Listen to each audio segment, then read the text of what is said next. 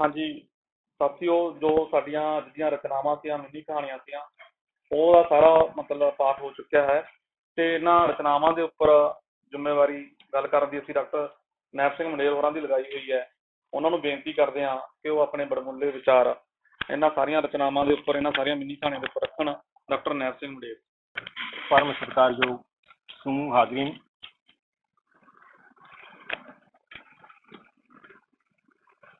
ਅੱਜ ਦੇ ਇਸ ਵਰਕਸ਼ਾਪ ਦੇ ਵਿੱਚ ਮੇਰੇ ਤੋਂ ਪਹਿਲਾਂ ਨਰਿੰਜਨ ਬੁਹਾਰ ਜੀ ਹੋਰਾਂ ਨੇ ਪੰਜਾਬੀ ਮਿੰਨੀ ਕਹਾਣੀ ਕੀ ਹੈ, ਉਸ ਦੀ ਪੇਸ਼ਕਾਰੀ ਕੀ ਹੋਵੇ ਤੇ ਮਿੰਨੀ ਕਹਾਣੀ ਲਿਖੀ ਕਿਵੇਂ ਜਾਵੇ, ਇਤਿਹਾਸਿਕ ਪਿਛੋਕੜ ਜਿਹੜਾ ਹੈ ਉਹ ਕਿਸ ਤਰ੍ਹਾਂ ਦਾ ਰਿਹਾ ਹੈ, ਪਹਿਲਾ ਦੌਰ ਕਿਹੋ ਜਿਹਾ ਸੀ ਤੇ ਅੱਜ ਦਾ ਦੌਰ ਕਿਹੋ ਜਿਹਾ ਹੈ, ਤੇ ਅੱਜ ਮਿੰਨੀ ਕਹਾਣੀ ਕਿੱਥੇ ਖੜੀ ਹੈ ਤੇ ਆਉਣ ਵਾਲੇ ਸਮੇਂ ਦੇ ਵਿੱਚ ਮਿੰਨੀ ਕਹਾਣੀ ਨੇ ਕਿਸ ਤਰ੍ਹਾਂ ਦੀਆਂ ਪੁਲਾਂਘਾਂ ਪੁੱਟਣੀਆਂ ਹਨ। ਇਹਨਾਂ ਸਾਰੇ ਵਿਚਾਰਾਂ ਦੇ ਉੱਤੇ ਉਹਨਾਂ ਨੇ ਬਹੁਤ ਹੀ ਵਡਮੁੱਲੇ ਵਿਚਾਰਾਂ ਨਾਲ ਸਾਂਝ ਪਾਈ। ਔਰ ਜਦੋਂ ਅਸੀਂ ਦੂਜੇ ਦੌਰ ਦੀਆਂ ਇਹਨਾਂ ਮਿੰਨੀ ਕਹਾਣੀਆਂ ਦਾ ਪਾਠ ਸੁਣਿਆ ਤੇ ਪਹਿਲੇ ਦੌਰ ਦੀਆਂ 11 ਮਿੰਨੀ ਕਹਾਣੀਆਂ ਤੇ ਦੂਜੇ ਦੌਰ ਦੀਆਂ 12 ਮਿੰਨੀ ਕਹਾਣੀਆਂ ਦਾ ਪਾਠ ਸੁਣਿਆ ਤਾਂ ਲਗਭਗ ਸਾਂਝ ਜਾਪੀ। ਜੇ ਜੱਟ ਦੀ ਜੂਨ ਦੀ ਗੱਲ ਹੈ, ਕਰੋਨਾ ਦੀ ਗੱਲ ਹੈ ਤੇ ਇੱਕ ਨਨਕਾਣਾ ਹੋਰ ਦੀ ਗੱਲ ਹੈ, ਕਿਤੇ ਤਰਸੇਵਾਂ ਹੈ ਆਪਣੀ ਭੋਏ ਦਾ, ਆਪਣੀ ਧਰਤ ਦਾ, ਤੇ ਪ੍ਰਵਾਸ ਦੀ ਜ਼ਿੰਦਗੀ ਕਿਹੋ ਜਿਹੀ ਹੈ ਤੇ ਆਪਣਾਪਣ ਕਿਹੋ ਜਿਹਾ ਤੇ ਆਪਣੇ ਲੋਕ ਕੀ ਨੇ, ਤੇ ਮਜਬੂਰੀ ਵਿਅਕਤੀ ਨੂੰ ਕਿੱਥੇ ਰੋਕ ਕੇ ਰੱਖਦੀ ਹੈ ਤੇ ਮਜਬੂਰੀ ਬਸ ਵਿਅਕਤੀ ਕਰਦਾ ਕੀ ਹੈ ਤੇ ਜਿਉਂਦਾ ਕਿਵੇਂ ਹੈ, ਤੇ ਹੌਸਲਾ ਵਰਗੀ ਮਿੰਨੀ ਕਹਾਣੀ ਦੇ ਤਹਿਤ ਉਹ ਫਿਰ ਤੋਂ ਆਪਣਾ ਜੀਵਨ ਜਿੱਥੇ ਮਾਰਨ ਨਹੀਂ ਲੋਚਦਾ ਹੈ, ਮਨੋਵਿਗਿਆਨਿਕ ਵਿਰਤੀ ਦੇ ਤਹਿਤ ਉਹ ਆਪਣੇ ਆਪ ਨੂੰ ਕਿਵੇਂ ਸੰਭਾਲਦਾ ਹੈ। ਇਸ ਤਰ੍ਹਾਂ ਦੀਆਂ ਗੱਲਾਂ ਇਹਨਾਂ ਮਿੰਨੀ ਕਹਾਣੀਆਂ ਵਿੱਚ ਅਸੀਂ ਦੇਖੀਆਂ। ਮੈਂ ਪਹਿਲੀ ਮਿੰਨੀ ਕਹਾਣੀ ਸ਼ਿੰਗਾਰੂ ਬਿਕਰਮਜੀਤ ਸਿੰਘ ਨੂਰ ਹੋਰਾਂ ਦੀ ਮਿੰਨੀ ਕਹਾਣੀ ਦੇ ਉੱਤੇ ਮੈਂ ਗੱਲ ਕਰਨਾ ਚਾਹੁੰਦਾ।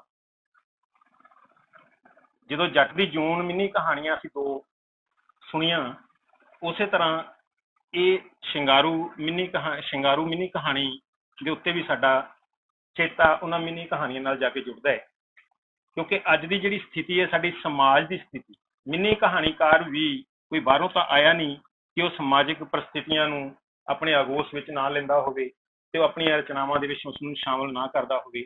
ਗੱਲ ਇਹ ਹੈ ਕਿ ਮਿੰਨੀ ਕਹਾਣੀ ਵਿਧਾ ਦੀ ਜਿਹੜੀ ਬਣਾਈ ਗਈ ਰੀਤ ਹੈ ਵੀ ਕਹਾਣੀ ਤੇ ਮਿੰਨੀ ਕਹਾਣੀ ਤੋਂ ਵੱਖਰਾਪਣ ਕੀ ਹੋਵੇ, ਕਿਵੇਂ ਤੀਬਰਤਾ ਹੋਵੇ, ਕਿਵੇਂ ਸੰਜਮਤਾ ਹੋਵੇ, ਕਿਵੇਂ ਢੁਕਵੇਂ ਸ਼ਬਦ ਹੋਣ ਤੇ ਕਿਵੇਂ ਗੱਲ ਨੂੰ ਕਹਿਣਾ ਹੋਵੇ। ਤੇ ਇੱਕ ਗੱਲ ਇਹਨਾਂ ਮਿੰਨੀ ਕਹਾਣੀਆਂ ਦੇ ਵਿੱਚ ਸ਼ਿੰਗਾਰੂ ਦੇ ਨਾਲ ਨਾਲ ਮੈਂ ਸ਼ਿਆਮ ਸੁੰਦਰ ਦੀਪਤੀ ਜੀ ਹੋਰਾਂ ਦੀ ਮਿੰਨੀ ਕਹਾਣੀ ਦੇ ਨਾਲ ਜੋੜ ਕੇ ਕਰਦਾ। ਉਹਨਾਂ ਨੇ ਪਲਾਟ ਸਿਰਜਣ ਦੀ ਗੱਲ ਕੀਤੀ ਹੈ। ਕਿੰਨੇ ਸਵਾਲ ਉਹਨਾਂ ਦੇ ਮਨ ਚ ਆਏ ਨੇ ਜਦੋਂ ਉਹ ਬਾਲਕੋਨੀ ਦੇ ਵਿੱਚ ਪਾਤਰ ਖੜਾ ਹੈ, ਲੇਖਕ ਖੜਾ ਹੈ, ਕਿਵੇਂ ਵਿਚਾਰ ਕਰਦਾ, ਕਿਵੇਂ ਦ੍ਰਿਸ਼ ਚਿੱਤਰਨ ਸਾਡੇ ਸਾਹਮਣੇ ਆਉਂਦਾ ਹੈ। ਉਸੇ ਤਰ੍ਹਾਂ ਦਾ ਦ੍ਰਿਸ਼ ਚਿੱਤਰਨ ਬਿਕਰਮਜੀਤ ਨੂਰ ਹੋਰਾਂ ਨੇ ਵੀ ਆਪਣੀ ਮਿੰਨੀ ਕਹਾਣੀ ਸ਼ਿੰਗਾਰੂ ਦੇ ਵਿੱਚ ਸਿਰਜਿਆ। ਪੂਰੀ ਦੀ ਪੂਰੀ ਗੱਲ ਇੰਜ ਲੱਗਦੀ ਹੈ ਜਿਵੇਂ ਆਮ ਗੱਲ ਜੀ ਹੋਵੇ, ਲੇਕਿਨ ਢੁਕਵੇਂ ਸ਼ਬਦਾਂ ਦੇ ਵਿੱਚ ਇੱਕ ਗੱਲ ਤੋਂ ਬਾਅਦ ਦੂਜੀ। ਪਹਿਲਾਂ ਉਹ ਨੰਬਰਦਾਰ ਸੀ, ਖੁਦ ਨੰਬਰਦਾਰ, ਚਾਹੇ ਉਹਨੂੰ ਅਹੁਦਾ ਨਹੀਂ ਸੀ ਮਿਲਿਆ, ਉਹਦੇ ਕੋਲ ਸਰਟੀਫਿਕੇਟ ਨਹੀਂ ਸੀ ਵੀ ਤੂੰ ਨੰਬਰਦਾਰ ਹੈ, ਲੇਕਿਨ ਨੰਬਰਦਾਰ ਵਰਗੀ ਪੋਜੀਸ਼ਨ ਸੀ ਉਸ ਇੱਕ ਵਿਅਕਤੀ ਦੀ, ਇੱਕ ਕਿਸਾਨ ਦੀ, ਇੱਕ ਜੱਟ ਦੀ। ਤੇ ਦੂਜੇ ਪਾਸੇ ਜਦੋਂ ਉਹਦੀ ਸਥਿਤੀ ਘਰ ਦੀ ਹੌਲੀ ਹੌਲੀ ਹੌਲੀ ਕਮਜ਼ੋਰ ਹੁੰਦੀ ਹੈ ਤਾਂ ਬਿਕਰਮ ਸਿੰਘ ਨੂਰ ਹੋਰ ਵੀ ਆਪਣੇ ਸ਼ਬਦਾਂ ਨਾਲ ਸ਼ਬਦਾਂ ਨੂੰ ਜੋੜਦੇ ਹੋਏ, ਤਰਤੀਬ ਨੂੰ ਵਜ਼ਵੇਂ ਰੂਪ ਦੇ ਵਿੱਚ ਰੱਖਦੇ ਹੋਏ ਇਸ ਗੱਲ ਨੂੰ ਸਾਬਤ ਕਰਦੇ ਨੇ ਅੰਤ ਤੇ ਜਾ ਕੇ ਕਿ ਸ਼ਿੰਗਾਰ ਤੇ ਸ਼ਿੰਗਾਰੂ ਤਿੰਨ ਪ੍ਰਸਥਿਤੀਆਂ ਦੇ ਵਿੱਚੋਂ ਇੱਕ ਵਿਅਕਤੀ ਕਿਵੇਂ ਆਪਣਾ ਗੁਜ਼ਰ ਬਸਰ ਕਰਦਾ ਹੈ ਤੇ ਅੰਤ ਤੇ ਉਹ ਆਪਣੀ ਲੀਲਾ ਕਿਵੇਂ ਸਮਾਪਤ ਕਰ ਲੈਂਦਾ ਹੈ। ਇਹ ਸਥਿਤੀਆਂ ਅੱਜ ਸਾਡੇ ਸਾਹਮਣੇ ਨੇ। ਕਈ ਲੋਕ ਫਾਹਾ ਲੈ ਕੇ ਆਪਣੇ ਆਪ ਨੂੰ ਖਤਮ ਕਰ ਲੈਂਦੇ ਨੇ ਤੇ ਕਈ ਤੁਰਦੇ ਫਿਰਦੇ ਲਾਸ਼ਾਂ ਸਾਡੇ ਸਾਹਮਣੇ ਨੇ। ਜਿਉਣਾ ਉਹਨਾਂ ਦਾ ਵੀ ਉਸ ਤਰ੍ਹਾਂ ਦਾ ਮੁਹਾਲ ਹੈ ਤੇ ਉਸ ਦਾ ਵੀ ਮੁਹਾਲ ਹੀ ਸੀ ਤੇ ਹੋਰ ਪਰਿਵਾਰ ਨੂੰ ਵੀ ਉਹ ਤੰਗ ਕਰ ਜਾਂਦਾ ਹੈ। ਸਾਡੇ ਸਮਾਜ ਨੂੰ ਜਿਵੇਂ ਹੌਸਲੇ ਵਾਲੀ ਗੱਲ, ਚੜ੍ਹਦੀ ਕਲਾ ਵਾਲੀ ਗੱਲ ਦੇ ਵਿੱਚੋਂ ਢਹਿ ਢੇਰੀ ਵੀ ਕੁਝ ਲੋਕ ਕਰ ਲੈਂਦੇ ਨੇ, ਔਰ ਸ਼ਿੰਗਾਰੂ ਨਾਲ ਵੀ ਇਸੇ ਤਰ੍ਹਾਂ ਹੀ ਵਾਪਰਦਾ ਹੈ। ਸਿਰਲੇਖ ਮਿੰਨੀ ਕਹਾਣੀ ਦਾ ਬੜਾ ਜ਼ਬਰਦਸਤ ਹੈ। ਪਹਿਲ ਇਹ ਲੱਗਦਾ ਹੈ ਕਿ ਵਿਅਕਤੀ ਦੇ ਨਾਮ ਦੇ ਉੱਤੇ ਪਾਤਰ ਪ੍ਰਧਾਨ ਸਿਰਲੇਖ ਹੋਵੇ ਤੇ ਗੱਲ ਖੁੱਲ ਜਾਵੇਗੀ। ਪਹਿਲੀ ਲਾਈਨ ਤੋਂ ਬਾਅਦ ਦੂਜੀ, ਦੂਜੀ ਤੋਂ ਬਾਅਦ ਚੌਥੀ ਤੇ 17ਵੀਂ ਲਾਈਨ ਇੱਕ ਦੂਜੇ ਦੇ ਨਾਲ ਬੜੀ ਜੁੜੀ ਹੋਈ ਹੈ, ਮਿਲੀ ਹੋਈ ਹੈ। ਜਾਣੀ ਕਿ ਇਸ ਦਾ ਜਿਹੜੀ ਤਰਤੀਬ ਹੈ ਮਿੰਨੀ ਕਹਾਣੀ ਦੇ ਬੜੇ ਵੱਜਵੇਂ ਰੂਪ ਦੇ ਵਿੱਚ, ਇਹ ਬਹੁਤ ਸ਼ਾਨਦਾਰ ਹੈ। ਜੇ ਕਲਾਤਮਕ ਪੱਖ ਇਸ ਮਿੰਨੀ ਕਹਾਣੀ ਦਾ ਦੇਖਣਾ ਹੋਵੇ ਤਾਂ ਬਹੁਤ ਸ਼ਾਨਦਾਰ ਮਿੰਨੀ ਕਹਾਣੀ ਹੈ।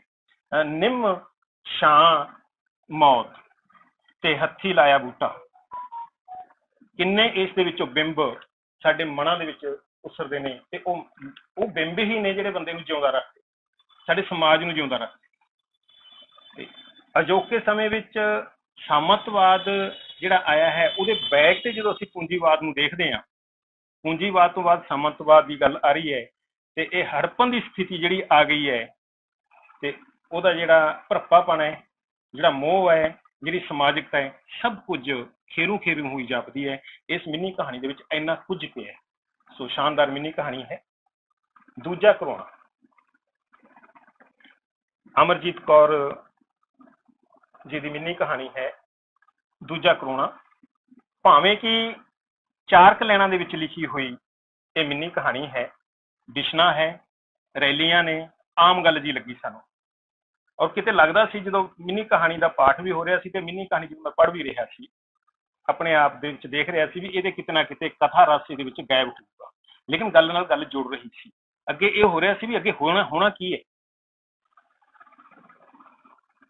ਸੱਥ ਦੇ ਵਿੱਚ ਜਾਂਦਾ ਹੈ ਵਿਅਕਤੀ, ਜਦੋਂ ਨਿਰਾਸ਼ ਹੋ ਜਾਂਦਾ ਹੈ, ਕਿਤੇ ਉਹਨੂੰ ਮੰਜ਼ਿਲ ਨਾ ਨਜ਼ਰ ਆਵੇ ਤਾਂ ਦੂਜਾ ਰਸਤਾ ਲੱਭਦਾ ਹੈ। ਉਹ ਰਸਤਾ ਕਿਹੋ ਜਿਹਾ ਲੱਭਦਾ ਹੈ? ਜਿਹੋ ਜਿਹੀ ਵਿਅਕਤੀ ਦੀ ਖੁਦ ਦੀ ਸੋਚ ਵੀ ਸੱਥ ਦੇ ਵਿੱਚ ਜਾਵਾਂਗੇ, ਅੱਜ ਦੇ ਹਾਲਾਤਾਂ ਬਾਰੇ ਸੁਣਾਂਗੇ, ਉਸੇ ਤਰ੍ਹਾਂ ਵਿਸ਼ਨਾ ਵੀ ਕਰਦਾ ਹੈ। ਉਹਦੀ ਮਨੋਸਥਿਤੀ ਦੀ ਜਿਹੜੀ ਉਹਦੀ ਗੁੰਝਲ ਹੈ ਅੰਦਰਲੀ, ਉਹਨੂੰ ਘਰ ਟਿਕਣ ਨਹੀਂ ਦਿੰਦੀ। ਹਾਲਾਂਕਿ ਪਰਿਵਾਰਕ ਮੈਂਬਰ ਉਹਨੇ ਉਸ ਨੂੰ ਸਹਿਮਤ ਨਾ ਹੋਣ ਜਾਂ ਹੋਣ, ਲੇਕਿਨ ਉਹ ਜਾ ਕੇ ਸੱਥ ਦੇ ਵਿੱਚ ਪਹੁੰਚ ਜਾਂਦਾ ਹੈ। ਸੱਥ ਦੇ ਵਿੱਚ ਆਮ ਗੱਲਾਂ ਚੱਲਦੀਆਂ ਨੇ, ਸਾਰੇ ਲੋਕ ਆਪਣੀ ਆਪਣੀ ਸਥਿਤੀ ਨੂੰ ਬਿਆਨ ਕਰਦੇ ਨੇ, ਤੇ ਪਰ ਜਦੋਂ ਗਿੰਦੇ ਦੀ ਸਥਿਤੀ ਆਉਂਦੀ ਹੈ, 4 ਧੀਆਂ ਦੀ ਗੱਲ ਆਉਂਦੀ ਹੈ, ਕੱਲ 4 ਧੀਆਂ ਦੀ ਗੱਲ ਤੇ ਅੱਜ ਦੀ ਮਨੀਸ਼ਾ ਨਾਲ ਜਾ ਕੇ ਜੁੜ ਜਾਂਦੀ ਹੈ, ਹਾਥਰਸ ਦੀ ਘਟਨਾ ਨਾਲ ਜੁੜ ਜਾਂਦੀ ਹੈ, ਤਾਂ ਜਾਣੀ ਕਿ ਇੱਕ ਘਟਨਾ ਤੋਂ ਬਾਅਦ ਦੂਜੀ, ਦੂਜੀ ਘਟਨਾ ਤੋਂ ਬਾਅਦ ਤੀਜੀ ਘਟਨਾ ਸਾਡੇ ਸਮਾਜ ਦੇ ਵਿੱਚ ਕਿਵੇਂ ਵਾਪਰ ਰਹੀ ਹੈ ਤੇ ਔਰ ਇੱਕ ਲੇਖਕ ਉਸ ਨੂੰ ਮਨੋਵਿਗਿਆਨਿਕ ਦ੍ਰਿਸ਼ਟੀ ਦੇ ਨਾਲ ਕਿਵੇਂ ਸੋਚਦਾ ਤੇ ਉਹਨੂੰ ਪੇਸ਼ ਕਰਦਾ ਹੈ।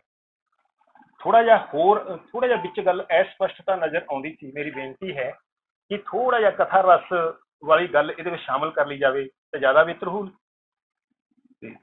ਅੱਛੀ ਮਿੰਨੀ ਕਹਾਣੀ ਦਾ ਪਲਾਟ ਸਿਰਜਿਆ ਗਿਆ, ਲੇਕਿਨ ਉਹਦੇ ਵਿੱਚ ਹਲੇ ਥੋੜੀ ਜਿਹੀ ਮੇਰੀ ਬੇਨਤੀ, ਇਸ ਦੇ ਵਿੱਚ ਇੱਕ ਗੱਲ ਇਹ ਆਈ ਹੈ ਵੀ ਆਦਮੀ ਦਾ ਹਾਲ ਬੇਹਾਲ ਹੋ ਜਾਣਾ ਤੇ ਬੇਪਰਵਾਹ ਹੋ ਜਾਣਾ ਤੇ ਬੇਵਾਹ ਹੋ ਜਾਣਾ, ਹੱਥ ਵੱਸ ਕੁਝ ਵੀ ਨਾ ਰਹਿਣਾ, ਇਹ ਸਥਿਤੀਆਂ ਬੇਆਸਰਾ ਹੋ ਜਾਣਾ, ਇਹ ਸਥਿਤੀਆਂ ਵੀ ਇਹਦੇ ਵਿੱਚੋਂ ਸਾਡੇ ਸਾਹਮਣੇ ਆਈਆਂ ਨੇ ਮਿੰਨੀ ਕਹਾਣੀ ਦੇ ਵਿੱਚੋਂ। ਤਿਰੰਗਾ ਭਲਾਓ, ਪਹਿਲ ਤਾਂ ਮੈਨੂੰ ਸਿਰਲੇਖ ਇੰਜ ਲੱਗਿਆ ਵੀ ਐਂ ਜੇ ਕਿਵੇਂ ਹੋਇਆ। ਜਦੋਂ ਮਿੰਨੀ ਕਹਾਣੀ ਸੁਣੀ ਤਾਂ 3 ਰੰਗੇ ਚੌਲ ਦੀ ਗੱਲ ਜਦੋਂ ਆਉਂਦੀ ਹੈ ਸਾਡੇ ਸਾਹਮਣੇ, ਭਲਾਓ ਅੱਜ ਕੱਲ੍ਹ MDM ਦਾ, ਮਿਡ ਡੇ ਮੀਲ ਦਾ ਬੜਾ ਖੂਬਸੂਰਤ ਹਿੱਸਾ ਨੇ, ਔਰ ਵਿਦਿਆਰਥੀ ਵੀ ਭੱਜ ਕੇ ਖਾਂਦੇ ਨੇ, ਤੇ ਭਲਾਓ ਸ਼ਬਦ ਵੀ ਅਨਪੜ੍ਹ ਪਰਿਵਾਰਾਂ ਦੇ ਵਿੱਚ ਵੀ ਹੁਣ ਇਹ ਆਪ ਮੁਹਾਰੇ ਜਵਾਨ ਤੇ ਚੜਿਆ ਹੋਇਆ ਹੈ। ਸੀਮਾ ਵਰਮਾ ਜੀ ਦੀ ਇਹ ਮਿੰਨੀ ਕਹਾਣੀ ਇੰਨੀ ਖੂਬਸੂਰਤ ਮਿੰਨੀ ਕਹਾਣੀ ਹੈ ਕਿ ਅਮਨ ਰਸੋਈ ਦੇ ਵਿੱਚ ਹੈ, ਪਤੀ ਉਹਦਾ ਗਿਆ ਕੰਮ ਧੰਦਾ ਕਰ,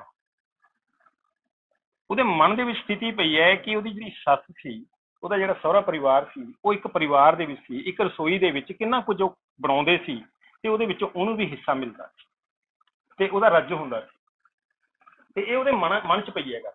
ਅਮਨ ਦੀ ਕੰਮ ਕਰ ਰਹੀ ਹੈ ਤੇ ਫਿਰ ਕੀ ਕਹਿੰਦੀ ਹੈ ਵੀ ਮੈਂ ਖਾਵਾਂ ਤੇ ਕੀ ਬਣਾਵਾਂ, ਫਿਰ ਪੁਲਾਓ ਬਣਾਉਣ ਦੀ ਗੱਲ, ਤਿਰੰਗੇ ਪੁਲਾਓ ਬਣਾਉਣ ਦੀ ਗੱਲ ਕਰਦੀ ਹੈ, ਬਣਾਉਂਦੀ ਹੈ, ਬਣ ਜਾਂਦੇ ਨੇ, ਸੀਟੀ ਵੱਜਦੀ ਹੈ, ਖੁਸ਼ਬੂ ਚਾਰੇ ਪਾਸੇ ਦੇ ਵਿੱਚ ਫੈਲਦੀ। ਜਦੋਂ ਚਾਰੇ ਪਾਸੇ ਦੇ ਵਿੱਚ ਖੁਸ਼ਬੂ ਫੈਲਦੀ ਹੈ, ਖੁਸ਼ਬੂ ਫੈਲਣ ਦੇ ਨਾਲ ਹੀ ਉਹਦੇ ਚੇਤਾ ਆਉਂਦਾ ਹੈ ਸੱਸ ਤੇ ਸਹੁਰੇ ਦਾ, ਜਿਹੜਾ ਅੱਜ ਜ਼ਰੂਰਤ ਹੈ, ਜਿੱਥੇ ਸਾਡੇ ਬਜ਼ੁਰਗਾਂ ਨੂੰ ਤਿਰਸਕਾਰਿਆ ਜਾ ਰਿਹਾ ਹੈ, ਛੱਡਿਆ ਜਾ ਰਿਹਾ ਹੈ, ਉੱਥੇ ਇਹ ਮਿੰਨੀ ਕਹਾਣੀ ਨਾਲ ਜੋੜ। ਔਰ ਸੱਚ ਜਾਣਿਓ ਵੀ ਇਹ ਮਿੰਨੀ ਕਹਾਣੀ ਦੇ ਉੱਤੇ ਮੈਂ ਪਹਿਲਾਂ ਵੀ ਇੱਕ ਪਰਿਵਾਰ 'ਚ ਬੈਠ ਕੇ ਜ਼ਿਕਰ ਕੀਤਾ ਸੀ, ਤੇ ਇੱਕ ਮਾਤਾ ਦੀਆਂ ਅੱਖਾਂ ਦੇ ਵਿੱਚ ਹੰਝੂ ਸਨ, ਤੇ ਇੰਝ ਲੱਗਦਾ ਸੀ ਵੀ ਇਹ ਹਰ ਕਹਾਣੀ, ਹਰ ਘਰ ਦੀ ਕਹਾਣੀ ਬੰਦ ਦੇ ਨੇੜੇ ਪਹੁੰਚੀ ਹੋਈ ਹੈ। ਔਰ ਬਹੁਤ ਥੋੜੇ ਘੱਟ ਪਰਿਵਾਰ ਰਹਿ ਗਏ, ਅਮਨ ਵਰਗੀਆਂ ਬੀਬੀਆਂ ਜਿਹੜੀਆਂ ਆਪਣੇ ਸਹੁਰੇ ਪਰਿਵਾਰ ਨੂੰ ਬਹੁਤ ਨੇੜੋਂ ਤੱਕਦੀਆਂ ਨੇ ਤੇ ਉਹਨਾਂ ਦੀ ਮਨੋਸਥਿਤੀ ਨੂੰ ਸਮਝਦੀਆਂ। ਤੇ ਇਸ ਦੇ ਵਿੱਚ ਇੱਕ ਗੱਲ ਬੜੀ ਖੂਬਸੂਰਤ ਨਾਲ ਪੇਸ਼ ਕੀਤੀ ਹੈ, ਦੱਸਦੀ ਹੈ, ਉਹਦੇ 2 ਲਾਈਨਾਂ ਦੇ ਵਿੱਚੋਂ ਇਹ ਕਹਾਣੀ ਦੱਸਦੀ ਹੈ ਕਿ ਬੈਕਗਰਾਉਂਡ ਦੇ ਵਿੱਚ ਉਹਦਾ ਜਿਹੜਾ, ਉਹਦੀ ਭਰਜਾਈ ਤੇ ਉਹਦਾ ਜਿਹੜਾ ਜੇਠ, ਉਹ ਕਿਸ ਤਰ੍ਹਾਂ ਦੀ ਲੜਾਈ ਸੀ, ਤੇ ਉਸ ਲੜਾਈ ਦਾ ਹਿੱਸਾ ਉਹਦਾ ਘਰ ਵਾਲਾ ਕਿਵੇਂ ਬਣਿਆ। ਇੱਕ ਗੱਲ ਇੱਥੇ ਆਈ ਕਿ ਅਮਨ ਆਪਣੇ ਪਤੀ ਨੂੰ ਇੱਥੇ ਮਾੜਾ ਨਹੀਂ ਕਹਿੰਦੀ, ਕਿਤੇ ਨਾ ਕਿਤੇ ਅੱਡ ਹੋਣ ਦਾ ਜਿਹੜਾ ਇਹਦੇ ਵਿੱਚ ਆਇਆ। ਜਦੋਂ ਗੈਰਤ ਦੀ ਗੱਲ ਕਰਦੇ ਹਾਂ, ਜਦੋਂ ਸਾਡੇ ਮਨ ਦੀ ਸਵੈਮਾਨ ਦੀ ਗੱਲ ਆਉਂਦੀ ਹੈ, ਉਹ ਸਹੁਰਾ ਦੇ ਮੂੰਹੋਂ ਆਉਂਦੀ ਹੈ। ਕਿਵੇਂ ਆਉਂਦੀ ਹੈ? ਜਦੋਂ ਉਹ 2 ਪਲੇਟਾਂ ਦੇ ਵਿੱਚ ਆਪਣੀ ਚੀਜ਼ ਬਣਾ ਕੇ ਲੈ ਕੇ ਜਾਂਦੀ ਹੈ, ਚੌਲ ਬਣਾ ਕੇ ਲੈ ਕੇ ਜਾਂਦੀ ਹੈ, ਪਲਾਓ ਬਣਾ ਕੇ ਲੈ ਕੇ ਜਾਂਦੀ ਹੈ, ਸੱਸ ਤਾਂ ਉਹਨੂੰ ਖਿੜੇ ਮੱਥੇ ਸਵੀਕਾਰਦੀ ਹੈ ਵੀ ਮੇਰਾ ਦੂਜਾ ਟੁੱਟਿਆ ਹੋਇਆ ਘਰ ਮੇਰੇ ਨਾਲ ਜੁੜਦਾ ਹੈ, ਉਹ ਰਸੋਈ ਮੇਰੇ ਕੋਲ ਆਈ ਹੈ ਤੇ ਮੇਰੀ ਨੂੰਹ ਮੇਰੇ ਘਰ ਦੇ ਵਿੱਚ ਆਈ ਹੈ, ਇਹ ਫਿਰ ਇੱਕ ਮਿੱਕ ਹੋ ਜਾਣ, ਮੇਰਾ ਪਰਿਵਾਰ ਫਿਰ ਉਸ ਤਰ੍ਹਾਂ ਜੁੜ ਜਾਵੇ। ਉਹਦੇ ਮਨ ਦੇ ਵਿੱਚ ਖੁਸ਼ੀ ਹੈ ਤੇ ਪਲੇਟ ਫੜਨ ਦੀ ਕੋਸ਼ਿਸ਼ ਕਰਦੀ ਹੈ। ਸਹੁਰਾ ਨਹੀਂ ਫੜਦਾ, ਉਹਦੇ ਮਨ 'ਚ ਕਿਤੇ ਨਾ ਕਿਤੇ ਜ਼ਰੂਰ ਇਹ ਦਰਦ ਹੈ ਵੀ ਅਲੱਗ ਹੋਣ ਵਿੱਚ ਹਿੱਸਾ ਇਹਨਾਂ ਦਾ ਵੀ ਕਿਤੇ ਨਾ ਕਿਤੇ ਹੈ। ਉਹਦੇ ਅੰਦਰ ਗੈਰਤ ਹੈ ਤੇ ਉਹ ਗੈਰਤ ਵਾਲੀ ਗੱਲ ਕਰਦਾ ਹੈ, ਉਹ ਫੜਦਾ ਨਹੀਂ। ਤੇ ਬਾਅਦ ਦੇ ਵਿੱਚ ਜਦੋਂ ਉਹ ਚੌਲਾਂ ਦੀਆਂ ਪਲੇਟਾਂ ਰੱਖ ਲੈਂਦੇ ਨੇ, ਤੇ ਸੀਮਾ ਵਰਮਾ ਨੂੰ ਕਿੰਨੀ ਖੂਬਸੂਰਤੀ ਨਾਲ ਗੱਲ ਪੇਸ਼ ਕਰਨ ਦਾ ਢੰਗ ਇਹਦੇ ਵਿੱਚ ਆਇਆ ਹੈ। ਤਿਰੰਗਾ ਪਲਾਓ ਜਦੋਂ ਪਲੇਟਾਂ ਦੇ ਵਿੱਚ ਸੱਸ ਤੇ ਸਹੁਰਾ ਖਾ ਰਹੇ ਨੇ ਤੇ ਉਹ ਪਲਾਓ ਨੱਚ ਰਹੇ, ਤਾਂਡਵ ਨਾਚ ਕਰ ਰਹੇ ਹੈ। ਤਾਂਡਵ ਨਾਚ ਕਿਸ ਚੀਜ਼ ਦਾ? ਖੁਸ਼ੀ ਦਾ, ਖੁਸ਼ਬੂ ਦਾ, ਆਪਣੇਪਣ ਦਾ, ਤੇ ਨਾਲ ਨਾਲ ਦਰਦ ਦਾ। 2 ਗੱਲਾਂ ਇਕੱਠੀਆਂ ਹੁੰਦੀਆਂ ਨੇ। ਇੱਕ ਤਾਂ ਖੁਸ਼ੀ ਇਹ ਹੈ ਵੀ ਜਿਹੜੇ ਸਹੁਰੇ ਪਰਿਵਾਰ ਨੂੰ ਥੋੜੇ ਥੋੜੇ ਟਾਈਮ ਤੇ ਖਾਣ ਨੂੰ ਕਿਹਾ ਗਿਆ ਸੀ, ਉਹ ਖਾ ਰਿਹਾ ਹੈ, ਉਹਨੂੰ ਖੁਸ਼ੀ ਹੈ। ਦੂਜੀ ਇਹ ਕਿ ਉਹਨਾਂ ਦਾ ਅਲੱਗ ਹੋ ਜਾਣਾ, ਦੂਰ ਹੋ ਜਾਣਾ, ਇਹ ਕਿਤੇ ਨਾ ਕਿਤੇ ਦਰਦ। ਉਹ ਤਾਂਡਵ ਨਾਚ ਦੇ ਵਿੱਚ 2 ਗੱਲਾਂ ਸਥਿਤੀਆਂ ਸਪਸ਼ਟ ਹੁੰਦੀਆਂ ਨੇ। ਅੱਛੀ ਕਹਾਣੀ ਗੁਆਚੇ ਰਿਸ਼ਤੇ, ਮਹਿੰਦਰਪਾਲ ਮਿੰਦਾ ਜੀ। ਮਹਿੰਦਰਪਾਲ ਮਿੰਦਾ ਜੀ ਦੀ ਮਿੰਨੀ ਕਹਾਣੀ ਸੁਣਦੇ ਆ ਸਾਡੇ ਚੇਤਿਆਂ ਦੇ ਵਿੱਚ ਆਈ ਹੋਣੀ ਸਭ ਦੇ ਗੱਲ ਕਿ ਮਰਦਮਸ਼ੁਮਾਰੀ ਕਰਨ ਵਾਲਾ ਇੱਕ ਮਾਸਟਰ ਆਪਣੀਆਂ ਗੱਲਾਂ ਮੋਬਾਈਲ ਤੇ ਕਰ ਰਿਹਾ। ਸਾਰਿਆਂ ਨੇ ਸੁਣੀ ਹੈ, ਉਹ ਪਿਛਲੇ ਸਾਲ ਵੀ ਸੁਣਦੇ ਰਹੇ ਤੇ ਇਸ ਵਾਰੀ ਵੀ ਉਹ ਸੋਸ਼ਲ ਮੀਡੀਆ ਦੇ ਉੱਤੇ ਕਾਫੀ ਚਰਚਿਤ ਹੋ ਰਹੀ ਹੈ ਤੇ ਚੰਡੀਗੜ੍ਹ ਕੋਠੀ ਬਣ ਜਾਂਦੀ ਹੈ ਉਹਨਾਂ ਦੀ। ਇਸ ਤਰ੍ਹਾਂ ਦੀ ਗੱਲ ਸਾਡੇ ਮਨ ਦੇ ਵਿੱਚ ਵੀ ਇਹੀ ਗੱਲ ਕਿਤੇ ਨਾ ਕਿਤੇ ਆਉਂਦੀ ਹੈ। ਮਾਸਟਰ ਹੈ, ਮੁਖਤਿਆਰ ਸਿੰਘ ਹੈ, ਬਾਪੂ ਦਾ ਨਾਂ ਇਹਦੇ ਵਿੱਚ ਆਉਂਦਾ ਹੈ। ਪਹਿਲਾਂ ਬਾਪੂ ਖੁਦ ਨਹੀਂ ਦੱਸਦਾ, ਲੇਕਿਨ ਨਿੱਕਾ ਜਿਹੜਾ ਹੈਗਾ ਉਹਨਾਂ ਦਾ ਪਾਲੀ, ਉਹ ਕਿਤੇ ਗੁਆਂਢੀਆਂ ਤੋਂ ਪੁੱਛ ਕੇ ਆਉਂਦਾ। ਉੱਥੇ ਨਾਟਕੀ ਗੱਲ ਲੱਗੀ, ਜਿਵੇਂ ਬੋਹਾ ਸਾਹਿਬ ਕਹਿੰਦੇ ਸੀ ਨਾ ਵੀ ਨਾਟਕੀ ਪੰਜਾ ਆ ਗਿਆ, ਉਪਰਾ ਪੰਜਾ ਆ ਗਿਆ। ਕਿਤੇ ਨਾ ਕਿਤੇ ਇੰਝ ਲੱਗਿਆ ਵੀ ਇਹ ਕਹਾਣੀ ਨਾਲੋਂ ਗੱਲ ਦੂਜੇ ਪਾਸੇ ਟੁੱਟਦੀ ਹੈ। ਜਦੋਂ 1947 ਦੀਆਂ ਸਾਰੀਆਂ ਗੱਲਾਂ ਚੇਤੇ 'ਚ ਨੇ, ਸਾਰੀ ਵੱਢ ਟੁੱਕ ਚੇਤੇ 'ਚ ਹੈ, ਦਰਦ ਚੇਤੇ 'ਚ ਹੈ, ਥੋੜਾ ਟਾਈਮ ਤਾਂ ਲੱਗਦਾ ਹੈ ਯਾਦ ਕਰਨ ਨੂੰ, ਨਾਮ ਯਾਦ ਆ ਜਾਣਾ ਸੀ। ਔਰ ਨਿੱਕੇ ਨੂੰ ਵੀ ਕਿਤੇ ਨਾ ਕਿਤੇ ਉਸ ਬਜ਼ੁਰਗ ਨੇ ਜ਼ਰੂਰ ਦੱਸਿਆ ਹੋਊ, ਕਿਉਂਕਿ ਨੇੜਲੀ ਸਾਂਝ ਘਰ ਦੇ ਵਿੱਚ ਜਿਹੜਾ ਵਿਅਕਤੀ ਰਹਿੰਦਾ ਹੋਵੇ, ਪੁੱਤ ਨਹੀਂ ਹੈਗਾ, ਨੌਕਰੀ ਕਰਦਾ ਹੈ, ਧੀ ਵਿਆਹੀ ਗਈ ਹੈ ਤੇ ਨਿੱਕਾ ਉਹਦੇ ਕੋਲ ਹੈ, ਐਡਾ ਵੱਡਾ ਦਰਦ ਉਹ ਚਾਹੇ ਬੱਚਾ ਵੀ ਕਿਉਂ ਨਾ ਹੋਵੇ, ਉਹਨੂੰ ਕਿਤੇ ਨਾ ਕਿਤੇ ਸਾਂਝਾ ਜ਼ਰੂਰ ਕੀਤਾ ਹੋਊਗਾ, ਜ਼ਰੂਰ ਆਪਣਾ ਪਿਤਾ ਦਾ ਨਾਂ ਦੱਸਿਆ ਹੋਊਗਾ। ਇੱਥੇ ਆ ਕੇ ਮੈਨੂੰ ਘਾਟ ਧੜਕਦੀ ਹੈ। ਬਾਕੀ ਗੱਲ ਬੜੇ ਖੂਬਸੂਰਤ ਢੰਗ ਨਾਲ ਮਿੰਦਾ ਜੀ ਨੇ ਪੇਸ਼ ਕੀਤੀ ਹੈ। ਪਿੱਛੋਂ ਜੋ ਫਿਰ ਮਿੰਦਾ ਸਾਹਿਬ ਦੇਖ ਲੈਣ।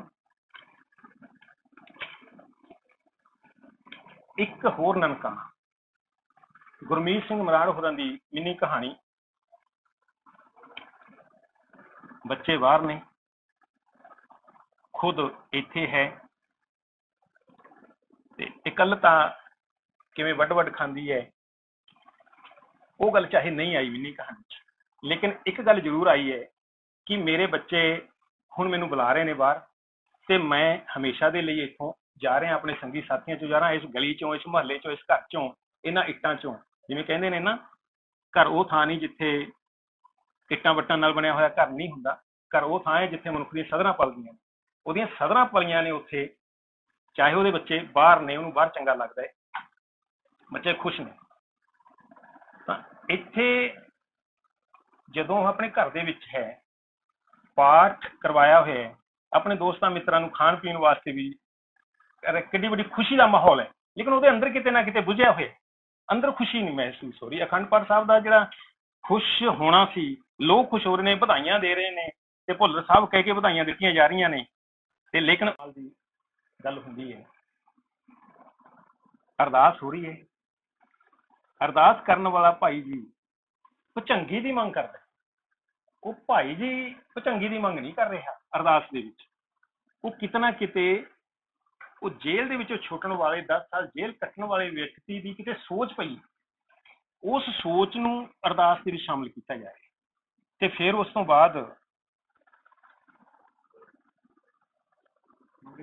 ਭੁਚੰਗੀ ਆਵੇ ਨਾ ਆਵੇ ਉਹ ਤਾਂ ਇੱਕ ਵੱਖਰੀ ਗੱਲ ਹੈ, ਉਹ ਭੁੱਖ ਦਾ ਹੀ ਫਾਸਤਾ ਵਰ ਦਿੱਤਾ ਜਾਏ। ਕਿਉਂਕਿ ਜਿਹੜਾ ਘਰ ਦਾ ਮੁਖੀਆ ਕਿਹੋ ਜਿਹੇ ਕਿਰਦਾਰ ਵਾਲਾ ਹੋਵੇ, ਉਹਦੀ ਔਲਾਦ ਕਿਹੋ ਜਿਹੀ ਹੋਵੇਗੀ, ਉਹਦਾ ਪਰਿਵਾਰ ਕਿਹੋ ਜਿਹਾ ਹੋਵੇਗਾ, ਉਹਨਾਂ ਦਾ ਕਿਰਦਾਰ ਵੀ ਕਿਤੇ ਲੁਕਦਾ ਨਹੀਂ, ਕਦੇ ਠੀਕ ਨਹੀਂ ਹੁੰਦਾ। ਉਹਨਾਂ ਨੇ ਉਸ ਲੜਕੀ ਨੂੰ ਵੀ ਕਿਤੇ ਨਾ ਕਿਤੇ ਮਾਰ ਮੁਕਾ ਦਿੱਤਾ। ਪਹਿਲਾਂ ਉਹ ਜੇਲ੍ਹ ਕੱਟ ਕੇ ਆਇਆ ਸੀ ਤੇ ਅੱਜ ਉਹਦਾ ਸਾਰਾ ਟੱਬਰ ਜੇਲ੍ਹ ਦੇ ਵਿੱਚ ਜਾ ਰਿਹਾ ਹੈ। ਇਹ ਕਿੱਡਾ ਵੱਡਾ ਇੱਕ ਅਰਦਾਸ, ਭਾਈ ਜੀ ਦੀ ਅਰਦਾਸ ਕਿੱਥੇ ਗਈ? ਕਿਉਂ? ਉਹ ਅਰਦਾਸ ਦਿਲੋਂ ਅਰਦਾਸ ਨਹੀਂ ਸੀ, ਉਹ ਕਿਸੇ ਦੇ ਪੈਸੇ ਦੇ ਜ਼ੋਰ ਨਾਲ ਪ੍ਰਾਪਤ ਕੀਤੀ ਹੋਈ ਅਰਦਾਸ ਸੀ। ਇਸ ਕਰਕੇ ਉਹਦਾ ਫਲ ਵੀ ਕਿਤੇ ਪ੍ਰਾਪਤ ਹੁੰਦਾ ਨਜ਼ਰ ਨਹੀਂ ਆਇਆ। ਇਹ ਮਨੋਵਿਗਿਆਨਿਕ ਸਥਿਤੀ ਲਾਸਟ ਦੇ ਵਿੱਚ ਢੰਡ ਸਾਹਿਬ ਹੋਰਾਂ ਨੇ ਦਿੱਤੀ ਹੈ। ਬਹੁਤ ਖੂਬਸੂਰਤ ਮਿੰਨੀ ਕਹਾਣੀ ਹੈ। ਨਵੀਂ ਸ਼ੁਰੂਆਤ ਦਵਿੰਦਰ ਪਟਿਆਲਵੀ ਜੀ ਦੀ ਹੈ। ਪਹਿਲਾਂ ਤਾਂ ਇੰਜ ਲੱਗਦਾ ਸੀ ਵੀ ਕਹਿਣੀ ਤੇ ਕਥਨੀ ਵਾਲੀ ਮਿੰਨੀ ਕਹਾਣੀ ਹੋਣੀ ਹੈ।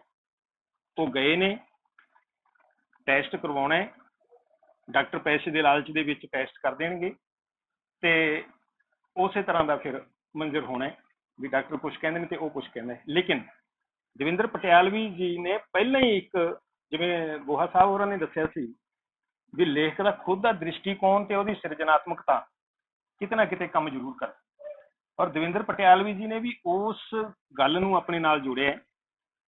ਜਦੋਂ ਡਾਕਟਰ ਕਹਿੰਦਾ ਵੀ 20,000 ਲੱਗਣਾ ਹੈ, ਇੱਕ ਪਾਸੇ 20,000, ਇੱਕ ਪਾਸੇ ਗਰੀਬ, ਸਥਿਤੀ ਮਿੰਨੀ ਕਹਾਣੀ ਦੇ ਵਿੱਚ ਝਲਕਦੀ ਹੈ ਵੀ ਉਹ ਗਰੀਬ ਨੇ ਤੇ ਉਹ ਕਹਿੰਦੇ ਨੇ, ਸੋਚਦੇ ਨੇ ਵੀ ਇੰਨੇ ਪੈਸੇ। ਤੇ ਬਾਅਦ ਦੇ ਵਿੱਚ ਸੁਨੰਦਾ ਦਾ ਪਰਿਵਾਰ ਇੱਕ ਧੀ ਦੀ ਮੰਗ ਕਰਦਾ ਹੈ, ਇੱਕ ਪਾਸੇ ਧੀ ਨੂੰ ਖਤਮ ਕਰਨ ਦੀ ਸਥਿਤੀ ਹੈ, ਦੂਜੇ ਪਾਸੇ ਧੀ ਦੀ ਮੰਗ ਦੀ ਸਥਿਤੀ ਹੈ। ਇੱਥੋਂ ਕਹਿੰਦੇ ਨੇ ਵੀ ਸਮਾਜ ਦੇ ਵਿੱਚ ਹਲੇ ਸਾਰਾ ਕੁਝ ਮਾੜਾ ਨਹੀਂ ਹੋਇਆ, ਸਮਾਜ ਦੇ ਵਿੱਚ ਬਹੁਤਾ ਕੁਝ ਚੰਗਾ ਵੀ ਹੈ। ਔਰ ਦਵਿੰਦਰ ਪਟਿਆਲਵੀ ਜੀ ਨੇ ਅੰਤ ਤੇ ਉਹ ਇੱਕ ਨਵੇਂ ਰੂਪ ਦੇ ਵਿੱਚ ਇਹ ਮਿੰਨੀ ਕਹਾਣੀ ਨੂੰ ਸੁਖਾਵਾਂ ਰੂਪ ਦਿੱਤਾ ਹੈ ਔਰ ਵਧਾਈ ਦੇ ਪਾਤਰ ਨੇ। ਤੇ ਕਿਤੇ ਨਾ ਕਿਤੇ ਪਹਿਲਾਂ ਸੋਚਿਆ ਕਰਦੇ ਸੀ ਵੀ ਮਿੰਨੀ ਕਹਾਣੀ ਦੇ ਵਿੱਚ ਸਿਰਫ ਨਕਾਰਾਤਮਕ ਗੱਲਾਂ ਆਉਂਦੀਆਂ ਨੇ ਤੇ ਸਕਾਰਾਤਮਕ ਗੱਲਾਂ ਵੀ ਸਾਡੇ ਸਾਹਮਣੇ ਆ ਰਹੀਆਂ ਨੇ। ਮੰਗ ਜੀ ਹੋਰਾਂ ਨੇ ਤੇ ਲੋਕਡਾਊਨ ਕਥਾ, ਕੁਲਰੀਆਂ ਸਾਹਿਬ ਤਾਂ ਬੜੇ ਕਮਾਲ ਦੇ ਮਿੰਨੀ ਕਹਾਣੀਕਾਰ ਨੇ। ਪਹਿਲੀਆਂ ਸਫਾ ਦੇ ਨਹੀਂ, ਮੈਂ ਕਹਿੰਦਾ ਵੀ 1972 ਤੋਂ ਲੈ ਕੇ ਅੱਜ ਤੱਕ ਇੰਝ ਲੱਗਦਾ ਵੀ ਜਿਵੇਂ ਕੁਲਰੀਆਂ ਸਾਹਿਬ ਸਾਰੇ ਚਾਰੇ ਪਾਸੇ ਤੁਰੇ ਹੁੰਦੇ ਨੇ। ਪਹਿਲੀਆਂ ਮਿੰਨੀ ਕਹਾਣੀਆਂ ਇਹਨਾਂ ਦੀਆਂ ਉਸੇ ਤਰ੍ਹਾਂ ਦੀਆਂ ਸੀ, ਫਿਰ ਦੂਜੀਆਂ ਮਿੰਨੀ ਕਹਾਣੀਆਂ ਦੂਜੇ ਦੌਰ ਦੀਆਂ ਸੀ, ਤੀਜੀਆਂ ਮਿੰਨੀ ਕਹਾਣੀਆਂ ਤੀਜੇ ਦੌਰ ਦੀਆਂ, ਤੇ ਅੱਜ ਜਿਹੜੀ ਮਿੰਨੀ ਕਹਾਣੀ ਬਹੁਤ ਕਮਾਲ ਦੀ ਲਿਖੀ ਜਾ ਰਹੀ ਹੈ ਤੇ ਉਹਦੇ ਵਿੱਚ ਕੁਲਰੀਆਂ ਜੀ ਦਾ ਨਾਮ ਸ਼ਾਮਲ ਹੈ ਔਰ ਸਾਨੂੰ ਜੋੜਨ ਦੇ ਵਿੱਚ ਵੀ ਇਹਨਾਂ ਦਾ ਵੱਡਾ ਹੱਥ ਹੈ। ਲੋਕਡਾਊਨ ਕਥਾ ਵੀ ਲੋਕਡਾਊਨ ਦੀ ਗੱਲ ਉਸੇ ਤਰ੍ਹਾਂ ਦੀ ਸੀ, ਉਸੇ ਤਰ੍ਹਾਂ ਹੀ ਦਿਸਦੀ ਹੈ ਸਾਨੂੰ। ਉਸੇ ਤਰ੍ਹਾਂ ਲੱਗਦਾ ਹੈ ਵੀ ਇੱਕ ਔਰਤ ਆਪਣੇ ਮੋਢੇ ਦੇ ਉੱਤੇ ਬੱਚਿਆਂ ਨੂੰ ਚੁੱਕ ਕੇ ਲੈ ਕੇ ਜਾ ਰਹੀ ਹੈ। ਉਹੀ ਦ੍ਰਿਸ਼ ਚਿੱਤਰਨ ਦੀ ਮੈਂ ਗੱਲ ਕਰਦਾ ਵੀ ਇਹਨਾਂ ਮਿੰਨੀ ਕਹਾਣੀਆਂ ਦੇ ਵਿੱਚ ਜਿਹੜੇ ਦ੍ਰਿਸ਼ ਚਿੱਤਰਨ ਦਾ ਕਮਾਲ ਦੀ ਪੇਸ਼ਕਾਰੀ ਕੀਤੀ ਹੈ ਉਹ ਬਹੁਤ ਕਮਾਲ ਹੈ। ਕਿਉਂਕਿ ਕਹਾਣੀਆਂ ਦੇ ਵਿੱਚ ਤਾਂ ਦ੍ਰਿਸ਼ ਚਿੱਤਰਨ, ਕਿਉਂਕਿ ਉਹਨਾਂ ਕੋਲ ਵਕਵਾ ਬਹੁਤ ਹੁੰਦਾ ਹੈ, ਬਹੁਤ ਉਹਨਾਂ ਕੋਲ ਸਪੇਸ ਹੁੰਦਾ ਹੈ ਤੇ ਉਸ ਸਪੇਸ ਦੇ ਵਿੱਚ ਉਹ ਆਪਣੇ ਦ੍ਰਿਸ਼ ਚਿੱਤਰਨ ਵਧੀਆ ਢੰਗ ਨਾਲ ਪੇਸ਼ ਕਰ ਲੈਂਦੇ ਨੇ ਤੇ ਪਾਤਰਾਂ ਦਾ ਜਿਹੜੀ ਹੈ ਉਹਦੀ ਪੇਸ਼ਕਾਰੀ ਵੀ ਵਧੀਆ ਢੰਗ ਨਾਲ ਕਰਦੇ ਨੇ। ਮਿੰਨੀ ਕਹਾਣੀ ਕੋਲ ਇੰਨਾ ਨਹੀਂ ਕੁਛ ਹੁੰਦਾ, ਲੇਕਿਨ ਇੱਕ ਸਫ਼ੇ ਦੇ ਵਿੱਚ ਦ੍ਰਿਸ਼ ਚਿੱਤਰਨ ਵੀ ਕਰ ਲੈਣਾ ਤੇ ਸਾਨੂੰ ਉਸ ਘਟਨਾ ਨਾਲ ਵੀ ਜੋੜ ਲੈਣਾ ਜਿਹੜੇ ਉਸ ਸਮੇਂ ਦੇ ਵਿੱਚ ਪ੍ਰਵਾਸ ਦੀ ਜ਼ਿੰਦਗੀ ਜਿਉਂ ਰਹੇ ਲੋਕਾਂ ਦੀ ਸੀ, ਤੇ ਨਾਲ ਜੋੜਦੇ ਤੇ ਉਹਨਾਂ ਨੂੰ ਅੰਤ ਤੱਕ ਨਾਲ ਜੋੜੀ ਰੱਖਣਾ ਤੇ ਸਾਨੂੰ ਵੀ, ਸੁਣਨ ਵਾਲਿਆਂ ਨੂੰ, ਪਾਠਕਾਂ ਨੂੰ ਵੀ ਟੁੱਟਣ ਨਾ ਦੇਣਾ, ਇਹ ਬਾਖੂਬੀ ਇਹਨਾਂ ਇਸ ਮਿੰਨੀ ਕਹਾਣੀ ਦੀ ਲਿਆਕਤ ਜੀ ਮੰਨੀ ਜਾ ਸਕਦੀ ਹੈ। ਤੇ ਲੇਕਿਨ ਇਹਦੇ ਵਿੱਚ ਇੱਕ ਗੱਲ ਹੈ ਵੀ ਜਦੋਂ ਸ਼ੁਰੂਆਤੀ ਦੌਰ ਹੁੰਦਾ ਹੈ ਉਦੋਂ ਰੇਡੀਓ ਸਾਹਮਣੇ ਹੈ, ਰੇਡੀਓ ਦੇ ਉੱਤੇ ਖਬਰਾਂ ਸੁਣਦੀਆਂ ਨੇ, ਰੇਡੀਓ ਦੇ ਉੱਤੇ ਗੀਤ ਸੁਣਦੇ ਨੇ, ਗੀਤ ਸੁਣਦੇ ਜੇ ਹੋਰ ਸੁਣਾਏ ਜਾਂਦੇ, ਦਿਖਾਏ ਜਾਂਦੇ ਤਾਂ ਅੰਤ ਤੱਕ ਨਾਲ ਜੁੜਦੇ ਉਹ ਕਿਤੇ ਨਾ ਕਿਤੇ ਹੋਰ। ਉਦੋਂ ਕੁਛ ਗੱਲ ਸਥਿਤੀ ਹੋਰ ਸੀ, ਜਦੋਂ ਬਿਮਾਰ ਹੁੰਦੀ ਹੈ ਉਦੋਂ ਸਥਿਤੀ ਹੋਰ ਹੈ। ਤੇ ਜਦੋਂ ਸਿਰੇ ਤੇ ਜਾ ਕੇ ਮਿੰਨੀ ਕਹਾਣੀ ਪਤੀ ਨੂੰ ਨੇੜੇ ਆਉਂਦਾ ਦੇਖ ਉਹ ਨਿਢਾਲ ਹੋ ਕੇ ਡਿੱਗਣ ਲੱਗਦੀ ਹੈ, ਜਿਸ ਨੂੰ ਰਾਮ ਪਿਆਰੇ ਬਾਹਾਂ ਦਾ ਸਹਾਰਾ ਦੇ ਕੇ ਬੋਝ ਲੈਂਦਾ ਹੈ। ਤੇ ਰੇਡੀਓ ਤੇ ਮਾਂ ਤੇ ਬੱਚੇ ਦੀ ਤੰਦਰੁਸਤੀ, ਜ਼ਿੰਮੇਵਾਰੀ ਸਰਕਾਰੀ ਦਾ ਸੰਦੇਸ਼ ਲਗਾਤਾਰ ਪ੍ਰਸਾਰਿਤ ਹੋ ਰਿਹਾ ਹੈ। ਇੱਕ ਪਾਸੇ ਜ਼ਿੰਮੇਵਾਰੀ ਸਰਕਾਰ ਦੀ ਤੇ ਕਿਹੋ ਜਿਹੀਆਂ ਗੱਲਾਂ ਆ ਰਹੀਆਂ ਨੇ, ਤੇ ਨਾਲ ਨਾਲ ਉਹਨੂੰ ਇੱਕ ਆਸਰੇ ਦੇ ਰੂਪ ਵਿੱਚ ਰੇਡੀਓ ਮਿਲ ਰਿਹਾ। ਕਿਤੇ ਨਾ ਕਿਤੇ ਮੈਂ ਕਹਿੰਦਾ ਵੀ ਰੇਡੀਓ ਸ਼ੁਰੂਆਤੀ ਦੌਰ 'ਤੇ ਜੇ ਗੀਤ ਸੰਗੀਤ ਹੋ ਜਾਂਦਾ ਤੇ ਹੁਣ ਅੰਤ 'ਤੇ ਇਹ ਆਇਆ ਤੇ ਬਹੁਤ ਬਾਕਮਾਲ ਮਿੰਨੀ ਕਹਾਣੀ ਹੈ। ਬਹੁਤ ਬਹੁਤ ਧੰਨਵਾਦ। ਸਾਰੀਆਂ ਮਿੰਨੀ ਕਹਾਣੀਆਂ ਚੰਗੀਆਂ ਲੱਗੀਆਂ, ਮੈਨੂੰ ਨਹੀਂ ਲੱਗਿਆ ਵੀ ਕਿਤੇ ਘਾਟਾ ਜਿਹਾ ਨਜ਼ਰ ਆਇਆ। ਪ੍ਰੈਸ ਬਿਆਨ ਨੂੰ ਮੈਂ ਥੋੜ੍ਹਾ ਜਿਹਾ ਇਸ ਤਰ੍ਹਾਂ ਦਾ ਲੈਣਾ ਜੀ ਵੀ ਬਿਆਨ ਜਿਹੋ ਜਿਹੇ ਹੁੰਦੇ ਨੇ ਪੱਤਰਕਾਰਾਂ ਨੂੰ ਦਿੱਤੇ ਜਾਣ ਵਾਲੇ ਲੀਡਰਾਂ ਵੱਲੋਂ, ਤੇ ਪ੍ਰੈਸ ਬਿਆਨ ਵੀ ਇਸ ਤਰ੍ਹਾਂ ਦੇ ਉਹਦੇ ਵਿੱਚ ਵਿਅੰਗ ਜ਼ਿਆਦਾ ਹੈ, ਬੜਾ ਤਿੱਖਾ ਵਿਅੰਗ ਹੈ। ਲਾਸਟ ਦੇ ਵਿੱਚ ਵੀ ਜਦੋਂ ਹੈ ਕਰਕੇ ਗੱਲ ਕਰਦਾ ਹੈ ਆਪਣੀ ਉਹ, ਤਾਂ ਉਦੋਂ ਜ਼ਿਆਦਾ ਵਿਅੰਗ ਦੇ ਨੇੜੇ ਗੱਲ ਪਹੁੰਚ ਜਾਂਦੀ ਹੈ। ਔਰ ਬੜੀ ਖੂਬਸੂਰਤੀ ਦਾ ਗੱਲ ਇਹ ਹੈ ਵੀ ਹਰ ਗੱਲ ਨੂੰ ਨਾਲ ਨਾਲ ਜੋੜਨਾ ਹੈ, ਕਿਉਂਕਿ ਇੱਕ ਲੀਡਰ ਦੇ ਸਾਹਮਣੇ ਪੱਤਰਕਾਰ ਦਾ ਕਹਿ ਦੇਣਾ ਤੇ ਉਸੇ ਤਰ੍ਹਾਂ ਦਾ ਲੈਪਟਾਪ ਦੇ ਵਿੱਚੋਂ ਉਹੀ ਬਿਆਨ ਚੱਕ ਕੇ ਸਾਹਮਣੇ ਪੇਸ਼ ਕਰ ਦੇਣਾ, ਮੌਕੇ 'ਤੇ ਹੀ ਦਿਖਾ ਦੇਣਾ। ਇੱਥੇ ਇੱਕ ਗੱਲ ਮੈਨੂੰ ਥੋੜ੍ਹੀ ਜਿਹੀ ਰੜਕਦੀ ਲੱਗੀ, ਚਾਹੇ ਉਹਨੂੰ ਆਪਾਂ ਵਿਅੰਗ ਦੀ ਸਥਿਤੀ ਰੱਖਦੇ ਹਾਂ, ਫਿਰ ਵੀ ਇੱਕ ਪਾਸੇ ਤਾਂ ਜਿਹੜਾ ਲੀਡਰ ਹੈ ਉਹ ਪੱਤਰਕਾਰ ਦੇ ਉੱਤੇ ਧੌਂਸ ਜਮਾ ਰਿਹਾ, ਜਿਹੜੇ ਅੱਜ ਚੱਲਦਾ ਵੀ ਹੈ ਇਸ ਤਰ੍ਹਾਂ ਦਾ ਹੈ ਵੀ। ਜਿਹੜੇ ਸੰਪਾਦਕ ਨੇ, ਲੀਡਰਾਂ ਦੇ ਸੰਪਾਦਕਾਂ ਦੇ ਨਾਲ ਬਿਲਕੁਲ ਸਿੱਧੇ ਰਿਸ਼ਤੇ ਨੇ, ਔਰ ਸੰਪਾਦਕ ਜਿਵੇਂ ਚਾਹੁੰਦਾ ਹੈ, ਜਿਵੇਂ ਲੀਡਰ ਚਾਹੁੰਦਾ ਉਸ ਤਰ੍ਹਾਂ ਦਾ ਸੰਪਾਦਕ ਚਾਹੁੰਦਾ ਹੈ, ਤੇ ਉਹੋ ਜਿਹਾ ਪੱਤਰਕਾਰ ਨੂੰ ਕਰਨਾ ਪੈ ਰਿਹਾ ਹੈ। ਇਹ ਅਸੀਂ ਨੈਸ਼ਨਲ ਮੀਡੀਆ ਦੀ ਗੱਲ ਨਹੀਂ ਕਰਦੇ, ਅਸੀਂ ਕਿਉਂਕਿ ਮੈਂ 1984 ਤੋਂ ਅਖਬਾਰਾਂ ਨਾਲ ਜੁੜਿਆ ਹੋਇਆ ਤੇ ਉਹ ਸਾਨੂੰ ਵੀ ਪਤਾ ਹੈ ਸਥਿਤੀਆਂ ਦਾ। ਤੇ ਔਰ ਪਹਿਲੀਆਂ ਦੇ ਵਿੱਚ ਤਾਂ ਲੀਡਰ ਨੇ ਜਿਵੇਂ ਕਿਹਾ ਪੱਤਰਕਾਰ ਉਵੇਂ ਜ਼ਿਕਰ ਦਿਖਾ ਰਿਹਾ, ਐਂਡ ਤੇ ਜਾ ਕੇ ਕਹਿ ਰਿਹਾ ਹੈ ਤਿੱਖੀ ਗੱਲ। ਉਹ ਸਮਝ ਨਹੀਂ ਆਈ ਵੀ ਇੱਕੋਦਮ ਤਿੱਖੀ ਗੱਲ ਕਹਿ ਦੇਣਾ, ਪਹਿਲਾਂ ਉਹ ਸਾਰੀ ਚੀਜ਼ ਪੇਸ਼ ਕਰ ਦੇਣਾ, ਪਹਿਲਾਂ ਜਾਣੀ ਕਿ ਲਿਫ ਜਾਣਾ, ਪਿੱਛੇ ਹੌਸਲੇ ਤੇ ਆ ਜਾਣਾ, ਤੇ ਉਹ ਵਿਅੰਗ ਦੀ ਸਥਿਤੀ ਦੇ ਵਿੱਚ ਤਾਂ ਚੰਗਾ ਲੱਗਿਆ। ਤੇ ਲੇਕਿਨ ਮਿੰਨੀ ਕਹਾਣੀ ਦੇ ਵਿੱਚ ਕਿਤੇ ਨਾ ਕਿਤੇ ਸਵਾਲ ਥੋੜ੍ਹਾ ਜਿਹਾ ਹੁੰਦਾ ਮੈਨੂੰ ਲੱਗਿਆ। ਬਾਕੀ ਜੀ ਸਪਲੀਮੈਂਟ ਚਲੋ ਖੈਰ ਵਿਅੰਗ ਦੇ ਤੌਰ ਤੇ ਬਹੁਤ ਵਧੀਆ, ਕਿਉਂਕਿ ਵਿਅੰਗ ਕਰ ਵੀ ਨਹੀਂ। ਬਹੁਤ ਬਹੁਤ ਧੰਨਵਾਦ, ਸ਼ੁਕਰੀਆ ਡਾਕਟਰ ਨੈਬ ਸਿੰਘ ਮੰਡੇਰ ਜੀ, ਜਿਨ੍ਹਾਂ ਨੇ ਬਹੁਤ ਵਧੀਆ ਤਰੀਕੇ ਦੇ ਨਾਲ ਆਪਣੀ ਗੱਲਬਾਤ ਰੱਖੀ।